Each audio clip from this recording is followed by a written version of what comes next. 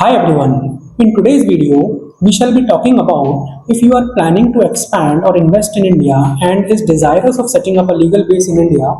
Here are the top things that you need to keep in mind before making a move.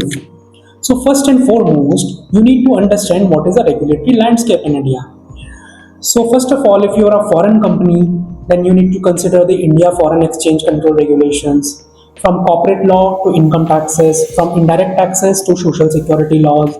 And again, you need to also consider other laws as well, like Shops and Establishment Act, product specific regulations.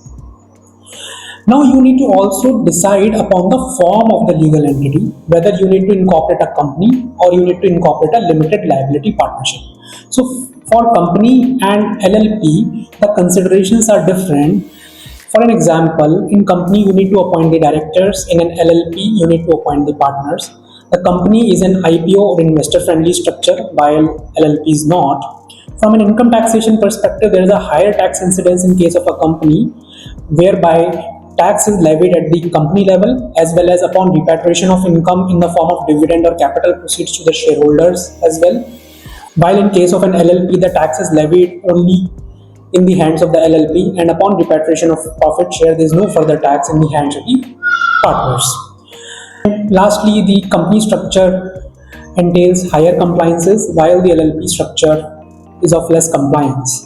And typically, the setting up of either a company or LLP may take up to 6 to 8 weeks.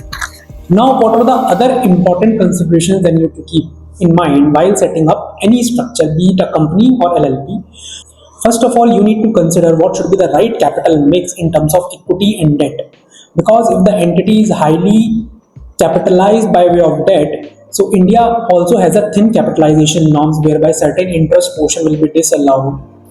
Then if you are a foreign entity, you need to consider the India exchange control regulation because India is an exchange control economy, and you need to consider whether you can invest under automatic or an approval route under the foreign direct investment regulations. So if you are entering into a JV with any other entity, you need to consider the rights, duties, responsibilities of various parties, brand licensing, typical royalty arrangement, and that can be structured by way of a shareholder agreement. And next, you need to consider what should be your operating model. Most important thing is the taxation, like the place of effective management, permanent establishment, thin capitalization, as I talked about, repatriation of income, taxes on corporate income. And lastly, for any form of entity, you need to consider what all compliances I need to follow annually, monthly, or quarterly. So if India is on your growth map and you need to help in designing your India structure, so let's talk about what works best for you. And you can follow me for more updates on your India expansion strategy. So stay tuned. Have a great day. Thank you.